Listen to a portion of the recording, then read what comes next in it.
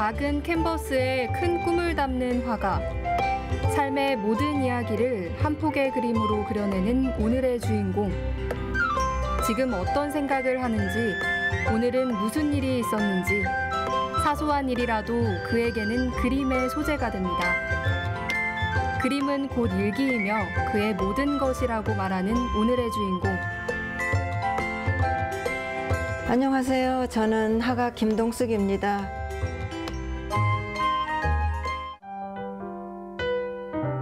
형형색색 물감들과 아름다운 색채의 그림으로 가득한 이곳. 김동숙 씨는 따스한 봄볕이 드는 작업실에서 하루도 붓을 놓지 않습니다. 여기에서 바로 그의 이야기들이 탄생하게 되는데요. 한 폭의 그림에 담긴 작가의 삶은 그리 녹록지 않았습니다. 제가 그림을 그리게 된 계기는요. 제가 원래는 모든 장애인들이 그랬듯이 이제 경제적인 그거가 이제 문제가 되니까 장애인뿐만 아니라 일반인도 다 그렇죠. 경제적인 그것 때문에 처음에는 약대를 가려고 했어요. 근데 이제 약대를 이제 제가 못 들어갔죠. 못 들어가고 그 다음에 또 할 수 있는 게 뭔가 하다가 이제 그림이 저 이제 모든 조건으로서 앉아서 하는 거가 직업이니까 그게 옳겠다 해서 그래서 이제 미대를 가게 됐습니다. 뭐 그전 옛날만 해도 그런 걸 잘 몰랐는데 지금 와서 이렇게 생각해 볼 때 저희 아버지가 그 어떤 예술적인 감각이 좀 있으셨어요.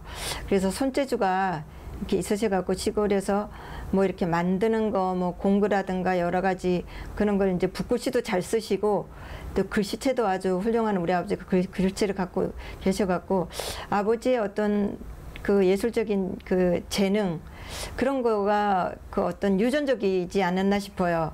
그 유전적에다가 자기의 어떤 99% 노력이요.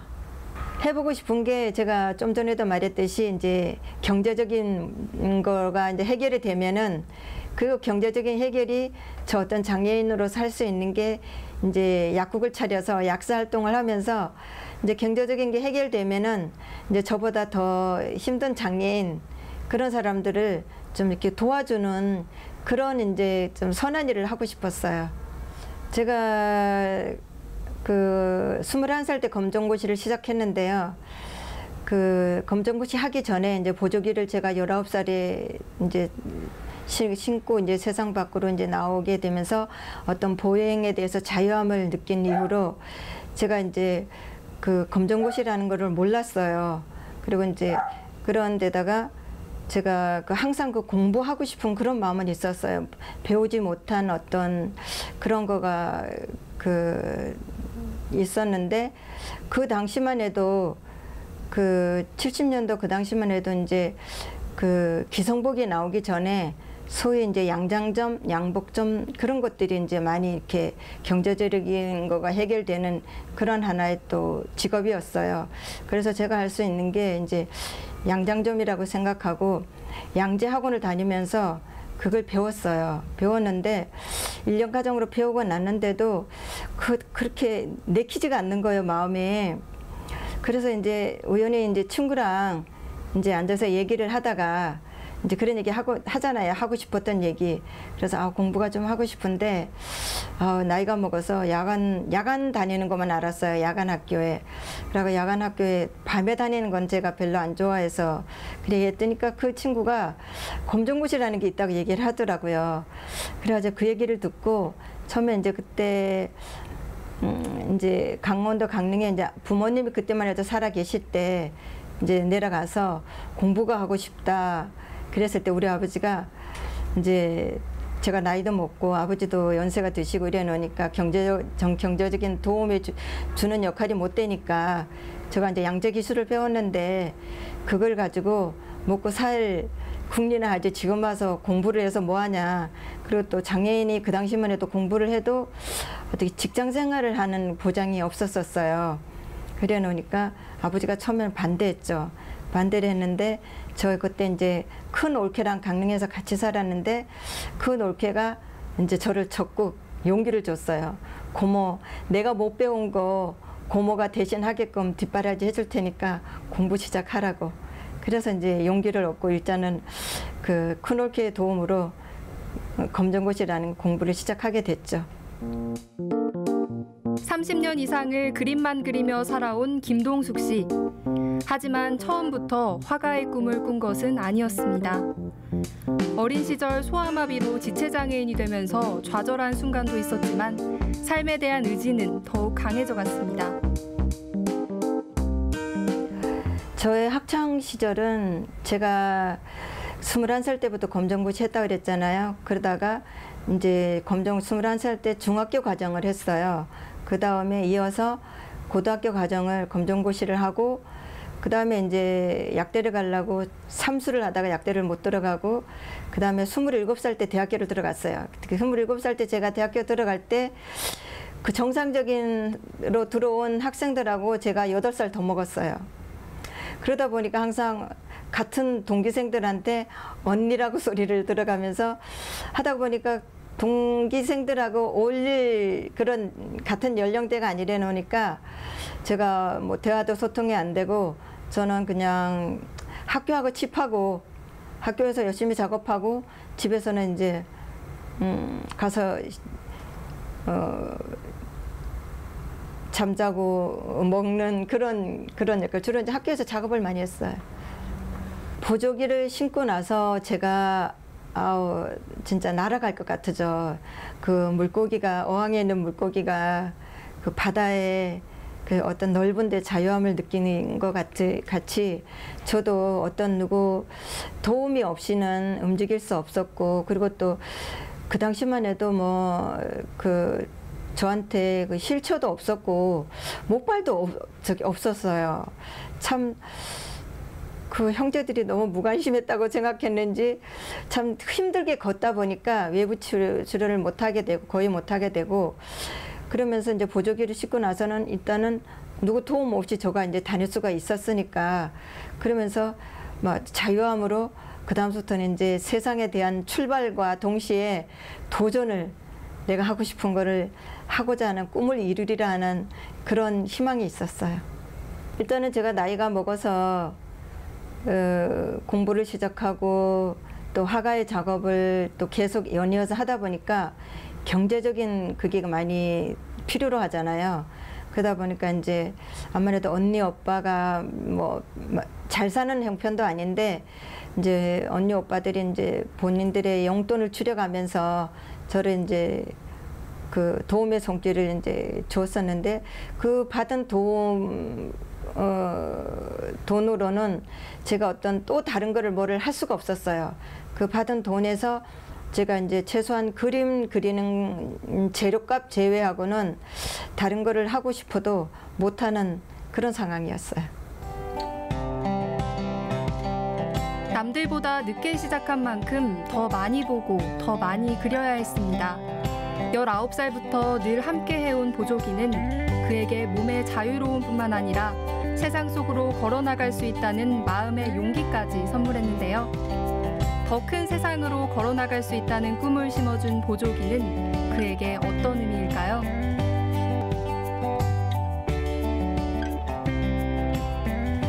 제가 그 대학교 다닐 때는요, 그 제가 이 보조기를 신었기 때문에 이 보조기가 고장이 나면은 그 보조기 고치는 그 공구 그 공방이 있었어요. 그래서 이제 보조기 고친 그 공방에 갔는데 그 공방의 벽에 보면은 공구들이 쫙 걸려 있어요. 뭐 벤치나 집게나 뭐 망치나 그런 것들이, 공구 기계들이 벽에 딱 이렇게 다 이렇게 못에 이렇게 다 걸려 있는데, 어느 날에는 그 공구 기계들이 너무 고마운 거예요. 그 병원에서 말하면은 사람이 몸이 아프면은 수술하는 의료 도구 같이 그 공구 도구들이 저한테는 이제 의료 이제 그런 그 도구로 보여서 그게 너무 고맙고 감사해서 그 공구를 그렸었어요. 항상 이렇게 10년을 옛 이제 선배 아기들을 그 작품 어떤 그거가 10년을 이제 주기적으로 10년을마다 이제 좀 바뀐다 그러더라고요. 조금씩. 그러니까 저도 이렇게 지금까지 한 3, 40년 동안 작품 활동을 하다 보니까 거의 한 10년 주기로 완전히는 안 바뀌지만은 어떤 그 상징적인 메시지는 같지만은 어떤 소재라든가 어떤 분위기라든가 그런 게 이제 좀 바뀌었던 것 같아요. 저는 한 우물을 파자는 그런 주의는 아닌데 어떻게 그렇게 됐어요. 제가 할 수 있는 거가 항상 그림밖에 없다는 그런 생각이었었고, 또 화가라는 삶이 또 여러 가지로 경제적으로 뭐 그림을 그려서 전시하면은 좀 팔리면은 그래도 더 그릴 좀 또 맛이 나는데 참 그러지 못해 경제적으로 많이 힘들어지다 보니까 이제 집안에 이제 쌓여가는 게 그림이고, 어떤 그런 부분일 때 많이 지칠 때가 있죠. 지칠 때가 있지만은 이제 항상 그 지칠 때마다 이제 그래도 화가로서 가장 이제 성공한 화가가 이제 피카소를 예를 든다면은 이제 가장 참 화가 시절에 살아생전에 불행한 시절을 보냈다고, 경제적으로 힘든 상황을 보냈다는 화가가 이제 반고흐예요. 그래서 항상 그 피카소하고 반고흐를 생각하면서 내가 진짜 누구나 화가나 누구나 그렇잖아요. 일반인이나 예술가나 어떤 성공이라는 걸 하고 싶잖아요. 그러니까 화가도 마찬가지고 어떤 살아서 못하더라도 죽어서라도 이제 인정받고 진짜 그림이라도 남길 수 있는, 내 그림이 인정받고 모든 사람들이 좋아하는 그런 그림을 남기고 죽자, 그런 거가 있고, 또 경제적으로 여러 가지로 또 삶이 힘들 때는 이제 또 반고흐를 생각해요. 반고흐를 생각하면서 반고흐가 그렇게 힘들게 살았는데 그 정도는 힘들게 살은 만큼 열심히 작업을 그려서 참 죽고 나서라도 그 작품이 유명해졌는데, 나도 어떤 그 역경을 극복하고 결국은 나 죽고 나서라도 내 그림이라도, 자식 같은 내 그림이라도 인정받고 사랑받는 그런 그림이 되기를 바라는 마음에서 그래도 여적 그 그림을 처음 시작하면서 지금까지 붓을 놓지는 않았어요. 붓을 놓지 않은 이유가, 붓을 한번 놓으면요 다시 잡기가 힘들어요. 그거를 내가 알기 때문에 가능한 붓을 놓지 않고 계속 그 그림을 지금까지 그려왔습니다. 그림을 시작하면서 제가 이제 꿈을 좀 크게 갖게 되었던 것 같아요. 어떤 이게 그 혼자만의 어떤 독백이거든요. 그러면서 그림이 하나의 어떤 저 삶의 체험이 소재가 되고, 그 다음에 그 어떤 자기의 어떤 그 꿈을 이제 그림 위에다가 이제 그려 넣는 거예요. 그러니까 어떤 색깔도 꿈에 대한 어떤 환상적인 색감이 많이 들어가게 돼요. 그러다 보니까 오히려 그 일기가 되는 것 같아요. 일기가. 뭐 화가한테는 작품들이 하나하나가 다 자식 같아요. 부모가 자식 키우자면은 그 자기가 쓸 것, 먹을 것, 입을 것 다 줄이면서 자식한테 다 투자하잖아요. 저도 그 그림을 이제 자식같이 제가 먹는 거, 입는 거, 시간까지도 다 그림에다가 온전히 그 표현하는 데다가 다 투자를 했거든요. 그러니까 어느 한 점이 뭐 애착이 간다거나 아니라 진짜 10손가락 깨물어서 안 아프지 않은 손가락이 없듯이 다 진짜 애착이 가요. 애착이 가는데 그 중에서도 하나를 꼽으라면은 제가 파리에서 다락방에 살 때 저기 지금 식탁 위에 걸려 있는 다락방 풍경이에요. 그거가 참 파리에 살 때 그 새방살이를 많이 했어요. 경제적으로 가능한 아끼고 살아야 되니까 새방살이를 하면서 그 방 안에서 참 그림 그리기가 여러 가지로 좀 여건이 좀 힘들었어서, 그러다 보니까 이사를 자주 갔는데 그 마지막으로 이제 1년에 7번을 이사 갔는데 그 7번째 집이 그 파리에서 그 가장 그래도 중심 도시에 있는 소르몬드 대학교 부근에 있는 다락방, 거기가 참 가장 추억도 많고 가장 그림을 많이 활성화 있게 많이 그렸던 것 같아요. 뒤늦게 시작한 그림에 대한 꿈은 그를 파리로 날아가게 했습니다. 유학생이라면 누구나 그렇듯 먹고 입고 자는 모든 것들이 쉽지 않았지만 그림에 대한 열정으로 힘든 파리 유학 시절을 버틸 수 있었는데요. 파리로 가게 된 계기는 제가 대학원 졸업할 쯤에 88년도에 동생 부부가 그 파견 근무로 프랑스 파리에 나가 있는 임기가 1년 남았어요. 그래서 이제 연고지가 일단 있으니까 또 화가들은 누구나 다 프랑스 파리를 가고 싶어 하는 그런 소망에 다 있는 데다가 또 기회가 딱 있으니까 그때 이제 파리로 가게 된 계기가 됐습니다. 한국에서 하고 파리하고 많이 다르죠. 한국에서는 어떤 꼭 그 고정관념에 좀 많이 이렇게 박혀 있었어요. 꼭 한 가지 스타일만 그려야 된다. 그런 거가 좀 이렇게 강했는데 파리에 가 있으면서 제가 이제 어떤 그런 부분에서 자유함을 얻었었어요. 그러니까 유학 가서 처음에 파리에 있을 때 그 전에 이제 제가 그림을 본격적으로 작업하기 전에는 그 이제 화집에서 많이 봤죠. 파리의 이제 인상파 그림들을 이뤄볼 때 그 풍경이 그렇게 좋더라고요. 그리고 제가 또 시골 출신이라 시골에 대한 풍경을 항상 그렇게 서울와 살면서 시골 풍경을 그리워하고 그랬듯이 파리의 어떤 그 풍경을 좋아했었어요. 그래서 파리에 가서 보니까 너무 도시가 이렇게 정리가 돼 있고 너무 이렇게 미적으로 다 아름다운 거예요. 그래서 내가 파리에 있을 때 파리의 풍경을 그리자. 그러면서 작업을 시작하게 됐습니다. 그림을 통해 또 다른 세상을 만난 김동숙 씨는 이제는 누군가에게 또 다른 세상을 보여주고 싶습니다.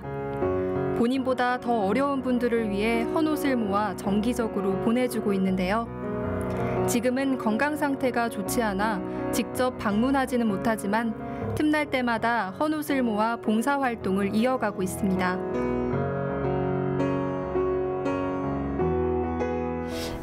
한국에 이제 도착하면서 이제 어떤 지인들의 연결을 통해서 조선일보 미술관에서 전시하게 됐었어요. 전시하게 되면서 그때 이제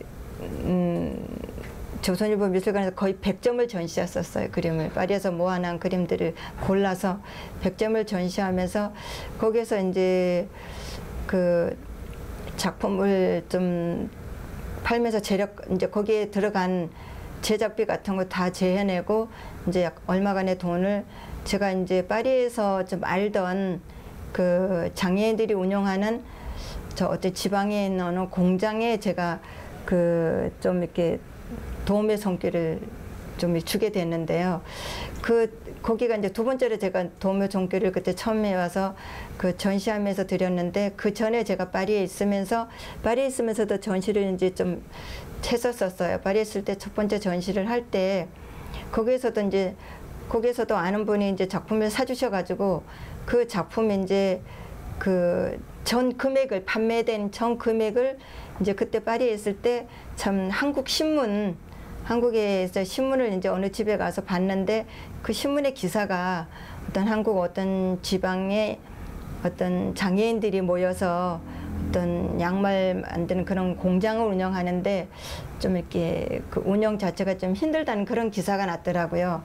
그래갖고 제가 이제 그 기사를 이제 오려 갖고 있다가 이제 전시에서 수익금이 생겨서 이제 거기다가 이제 생긴 거를 이제 몽땅 이제 그 신문사로 통해갖고 파리에 있을 때 신문사로 통해갖고 한국에 거기 공장에다 보내드렸어요. 보내드리고는 이제 그 다음에 두 번째로 거기를 제가 도와드린 게 한국에 와서 전시하고 거기다 이제 수익금 일부분을 이제 도와드린 그런 계기가 있었어요. 봉사를 하면은요, 내가 살아있다는 느낌을 느껴요. 왜냐하면은 사람이 자기만을 생각하고 살면은요, 우울증이 걸려요. 그리고 삶에 재미가 없어요. 그러면서 남을 위해서 조금이라도 선한 일을 한다면요, 마음이 부자가 되더라고요. 마음이 부자되고 오히려 누군가가 내가 남을 위해서 살 수 있다는, 누군가가 나의 도움을 기다리고 있다는 그런 거를 하게 되면은요, 자연히 그 사람들을 어떻게 도울까를 이제 여러 가지로 이제 그게 길이 열리더라고요. 그러니까 그게 항상 그 마음이 중요한 것 같아요. 도와주는 마음이 있으면 항상 그 도움의 손길이 저를 통해 가고 이렇게 도움으로 연결되는 그런 일이 되더라고요. 제가 지금까지 그림 시작한 게 한 40년, 이제 40년이라는 세월이 다가오는데요. 그러다 보니까 이제 쌓이는 게 그림인 거예요. 그래서 제가 이제 파리에서 살 때는 이제 진짜 미술관, 뭐 피카소 미술관이나 뭐 반고흐 미술관이나 여러 미술관을 다니면서 화가들이 이제 그림을 보니까 피카소 같은 거를 볼 때 진짜 어떤 그 식당에 가서 식사하는 중에라도 이제 아이디어가 딱 떠오르면은 냅킨 같은 데다가 그림을 이제 스케치한 것까지도 다 보관을 했더라고요. 그러니까 피카소가 그림이 가장 많다는 거가 그 보관을 잘한 그런 결과더라고요. 그래서 나도 그러면은 작품이 내 인생의 일기와 같은 건데 가능한 작품을 나도 잘 그리든 못 그리 내가 살아온 인간 삶도 좋은 부분이 있고 추한 부분이 있어요. 그런 부분들이 진짜 일기 같은 내 그림에 나타나거든요. 그 밝을 때가 있었으면 어두울 때가 있었던 거예요. 또 어떤 또 희망의 메시지를 주는 그림이 있는가 반면에 그 전에 우울한 그림도 또 이제 있었었고요. 그러니까 그런 그림을 그리면서 내 일기와 같은 그림인데 가능한 나도 피카소 같이 스케치한 그림도 버리지 말고 모아놔야지 그랬었어요. 언젠가는 이제 화가들이 누구나 갖는 피카소와 같이 유명한 화가가 되기를 바라면서 이제 그런 마음을 가지면서 이제 버리지 말자 그런 마음으로 이제 살았는데 제가 언젠가는 유명해지려라는 그런 이제 꿈과 희망을 가지면서 또 하나님 앞에 기도하면서 제가 유명해지고 나면은 누군가가 내 작품을 이제 연구를 하겠지. 이제 이왕이면은 좋은 꿈을 하는 거예요. 사람이 말이 씨가 된다고 가능한 긍정적인 희망적인 말을 저도 많이 갖기도 하고 입으로 내뱉기도 하는데 누군가가 제 작품에 관심을 가지고 연구를 한다면은 작품도 엑스레이 촬영을 해요. 그러면 엑스레이 촬영을 하면은 처음에 그린 작품이 나타나요. 그러면 처음에 그린 작품이 흔적이라도 엑스레이로라도 그 작품의 흔적이 남기고 싶은 거예요, 저는. 그러니까 이 자식 같은 이 그림이 진짜 그런 부분에 있어서라도 원래 처음 작업이가 그 위에 또 작업을 하게 된 그런 어떤 스토리를 남기고 싶은 거예요. 그래서 이제 재창작을 요 근래는 하고 있습니다. 그게 참 중요한 질문인데요. 진짜 화가로서 제가 항상 그 이루고 싶은 게요. 제가 이 그림을 그렸으니까 진짜 보여주는 게 저의 또 사명이잖아요. 보여주면서 보는 사람 관람인들로 하여금 평안을 주는 게 휴식 공간을 주는 게 그게 참 그런 꿈이 있었는데요.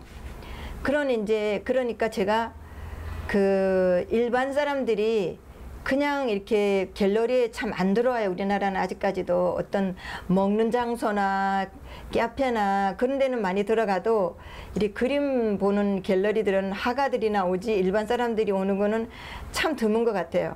참 드물어서 이제 카페 갤러리를 만들고 싶었어요. 제 꿈이. 카페 갤러리를 만들면은 이제 차를 마시면서 이제 연인이나 이제 사람들이 이제 카페를 오면서 그냥 차를 마시면서 벽에 있는 그림을 이제 이렇게 보여드리고 그런 이제 공간이 그런 이제 갤러리를 갖고 싶었는데 참 그런 이제 스폰서를 만나기를 참 기도도 하고 많이 했었는데 죽기 전에 그런 카페 갤러리를 만들 수 있는 스폰서를 만나기를 가장 소원합니다. 오랜 시간 그림만 바라보고 그림밖에 몰랐던 화가 김동숙 씨. 단 하루도 붓을 놓지 않았을 만큼 그림에 대한 열정이 가득한 모습이었는데요. 오늘도 그는 꿈을 그리고 희망을 그리고 자신의 이야기를 그립니다. 앞으로도 그림을 통해 더 넓은 세상으로 한 걸음 한 걸음 내디딜 김동숙 씨의 꿈을 응원합니다.